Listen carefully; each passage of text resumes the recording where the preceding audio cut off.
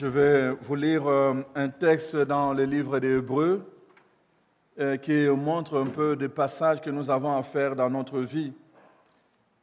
Dans Hébreux, d'abord au chapitre 5, à partir du verset 11, je vais aller jusqu'au chapitre 6, du verset 1 au verset 3. Alors, au verset 11 du chapitre 5, il est dit: « Nous avons beaucoup à dire sur ce sujet, mais il est difficile de vous donner des explications, car vous êtes bien lents à comprendre. Il s'est passé suffisamment de temps pour que vous deveniez des maîtres. Pourtant, vous avez encore besoin qu'on vous enseigne comme des premiers éléments du message de Dieu. Vous avez encore besoin de lait au lieu de nourriture solide.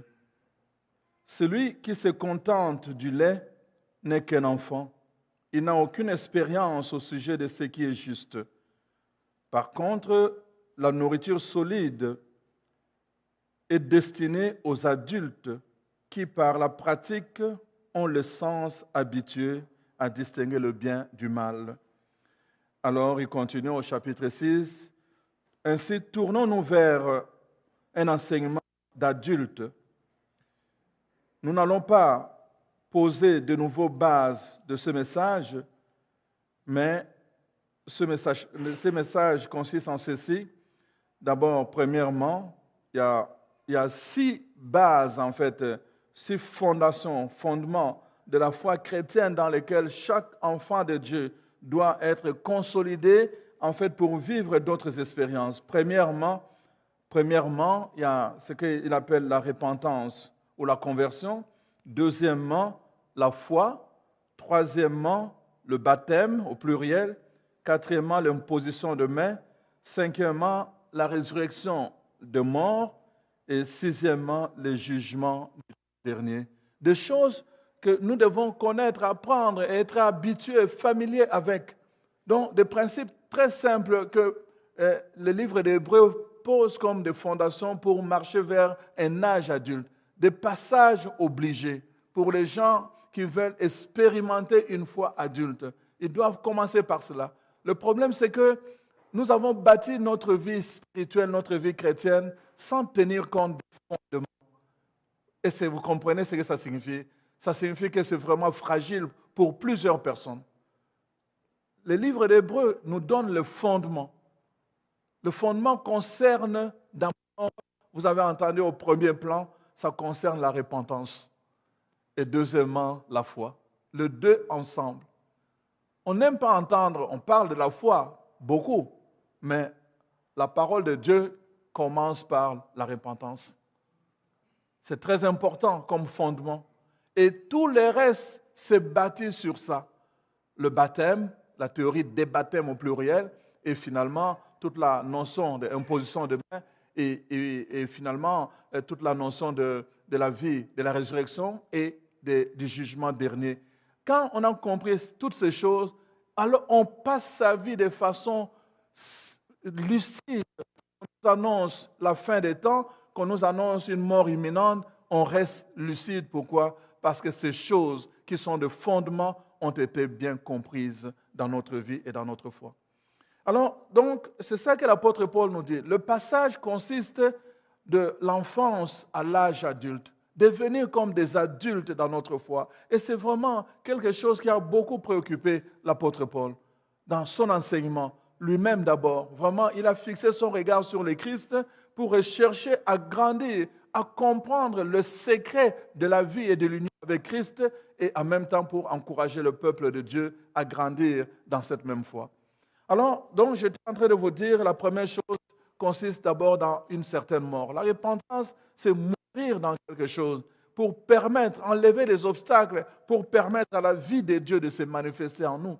La vie de Dieu doit se manifester. La vie doit se manifester.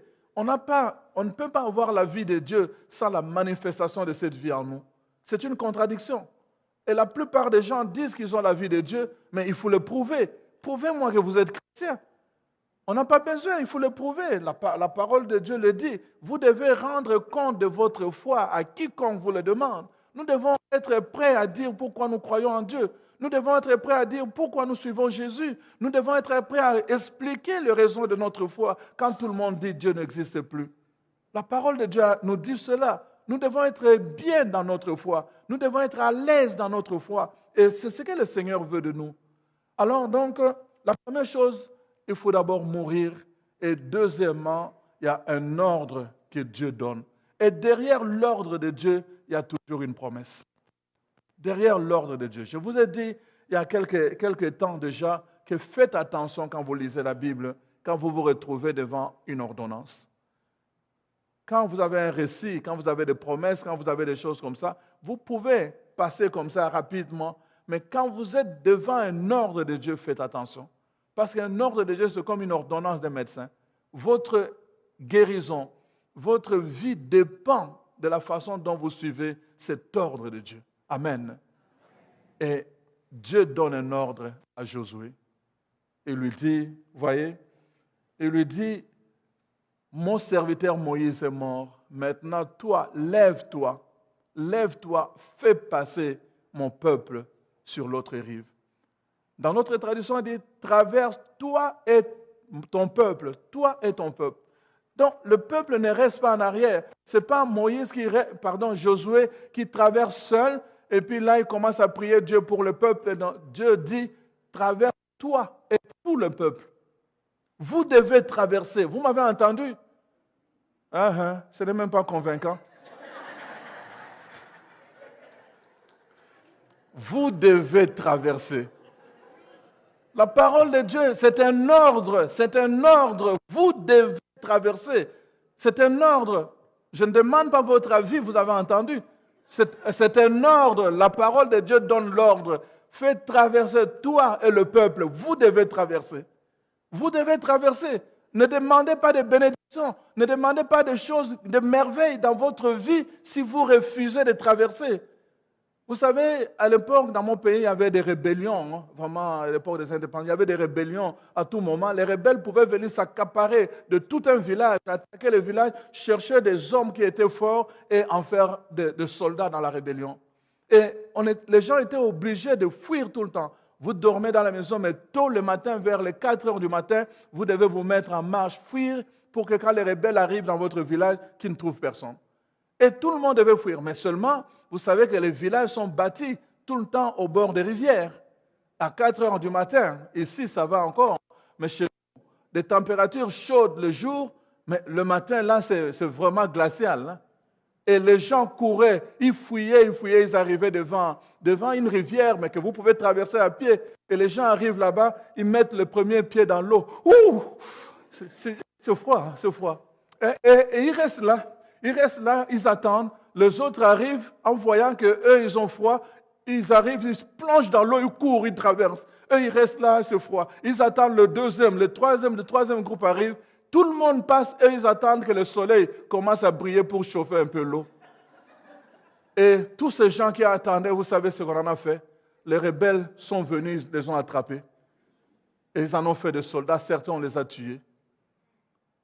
Le refus de traverser, ça peut entraîner la mort.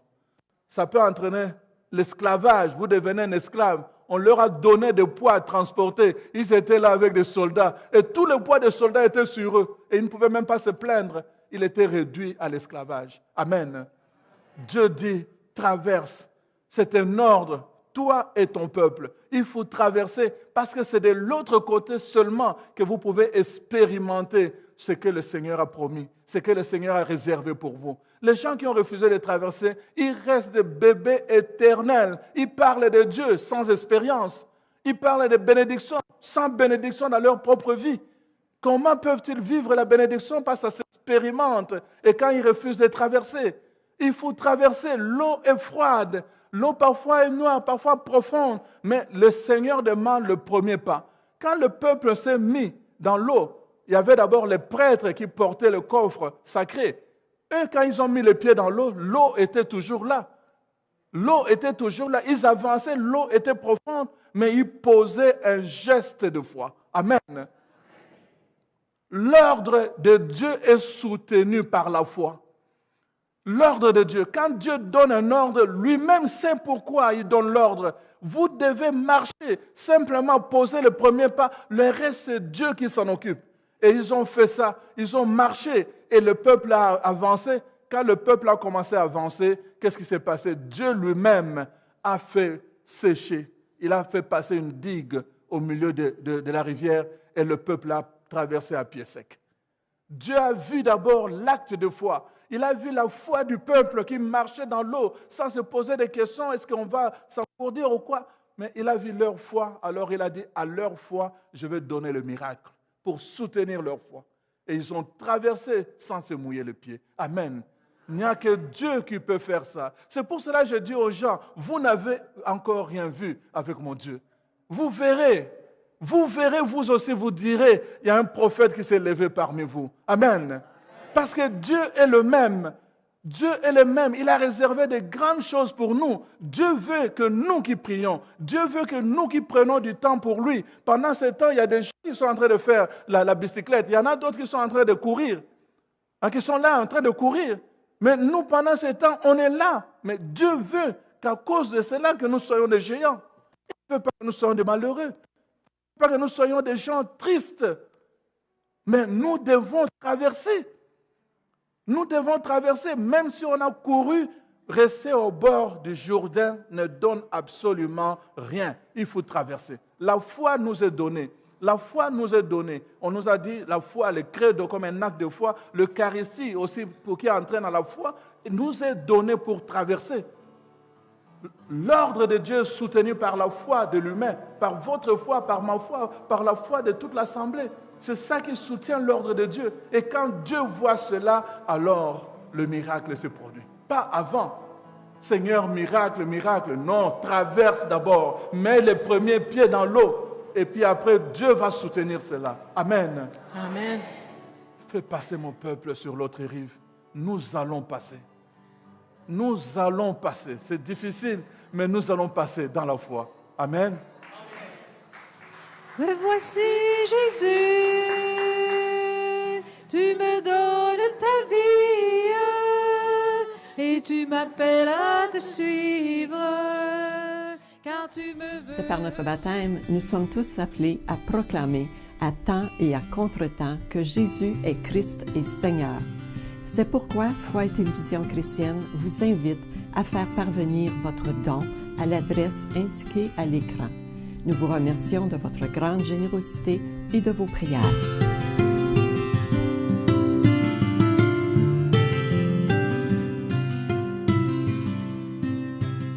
Alors, je veux vraiment maintenant passer, parce qu'on n'a pas assez de temps, passer vraiment à la façon comment le peuple procède finalement pour aller acquérir leur héritage.